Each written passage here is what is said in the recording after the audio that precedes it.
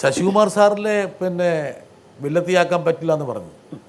പക്ഷേ പിന്നീട് ചില ആൾക്കാർ, ഞാൻ നേരത്തെ നിർമ്മാല്യം പോലുള്ള സിനിമകൾ കാണിച്ചു, അവിടെയൊക്കെ വില്ലത്തിയായി. പക്ഷേ അതിൻ്റെ മിഴിവിനെക്കുറിച്ചും മികവിനെക്കുറിച്ചൊക്കെ അഭിപ്രായമുള്ള ആൾക്കാരുണ്ട്.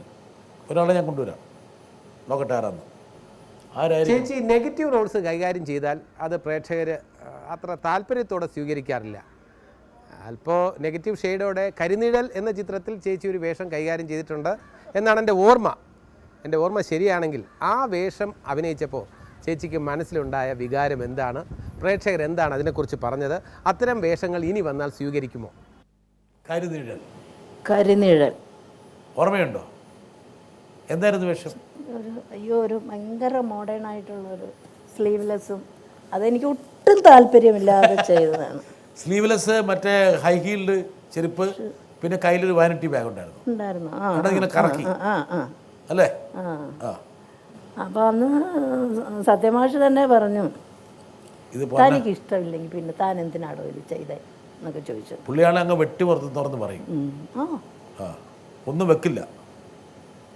സെറ്റിൽ എല്ലാവർക്കും ഭയങ്കര പേടിയായിരുന്നു.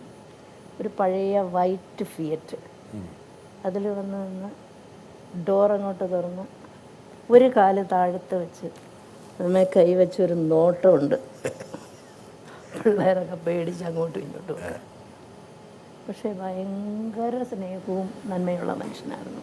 പക്ഷെ പുള്ളിയൊന്നും പുറത്തേക്ക് കാണിക്കാൻ അറിയില്ല. സ്നേഹം പുറത്തേക്ക് കാണിക്കാൻ അറിയില്ല. കാണുന്നവർക്കും തോന്നും, ഇയാളൊരു മുരടനാണല്ലോ. പുള്ളി പോലീസുകാരായിരുന്നു.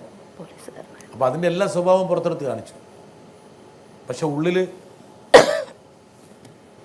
പട്ടുപുറത്ത് മനുഷ്യനായിരുന്നു, പാവമായിരുന്നു. നല്ല സത്യമാഷ് പറഞ്ഞു, എന്തിനാണ് പൊന്നമ്മ ഈ പണിക്ക് പോയത്?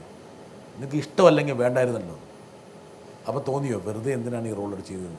തീർച്ചയായിട്ടും. അല്ലെങ്കിൽ എനിക്ക് അത് ആ റോള് ഒട്ടും ഇഷ്ടമില്ലാണ്ട് ചെയ്തത്. പിന്നെ എം ഒ ജോസഫ് അവരൊക്കെ നിർബന്ധിച്ച്, പുള്ളിയാണ് മുടിക്കെട്ടൊക്കെ ശരിയാക്കി. എം ഒ ജോസഫ്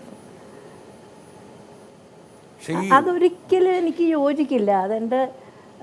എൻ്റെ മനസ്സിനൊരിക്കലും അത് ഇഷ്ടപ്പെടാൻ പറ്റില്ല, അങ്ങനത്തെ വേഷങ്ങൾ. അപ്പോൾ ഒരുപക്ഷെ അങ്ങനത്തെ ഒരുപാട് വേഷങ്ങൾ ചേച്ചി തിരസ്കരിച്ചിട്ടുണ്ടാവും, വേണ്ടാന്ന് പറഞ്ഞിട്ടുണ്ടാവും അല്ലേ? ഒരുപാട് പേര് സമീപിച്ചിട്ടുണ്ടാവില്ല പല വേഷത്തിനും, വേണ്ടാന്ന് പറഞ്ഞു. ഒരു സിനിമാ നടി എന്നതിലുപരിയായിട്ടൊരു സഹോദരിയെ പോലെ ആയിരുന്നു എനിക്കന്ന് കവിയൂർ പൊന്നമ്മ. ചിത്രമേള നിർമ്മിച്ച് TS മുത്തയ്യ സാറാണ്, പ്രശസ്ത നടൻ.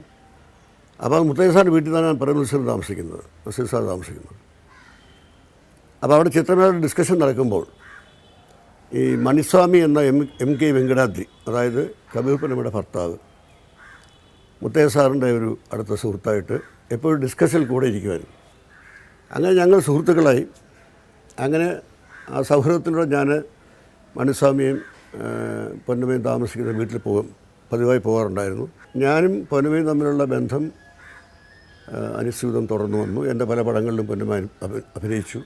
ഞാൻ നിർമ്മിച്ച പടങ്ങളിലും സംവിധാനം ചെയ്ത പടങ്ങളിലും. പഴയ കാലത്തെക്കുറിച്ച് തമ്പിസാറ് നല്ല ഓർമ്മയാണ്. ഒരു സഹോദരിയായിട്ട് തമ്പിസാറ് തീർച്ചയായിട്ടും എന്നോട് വലിയ കാര്യമായിരുന്നു.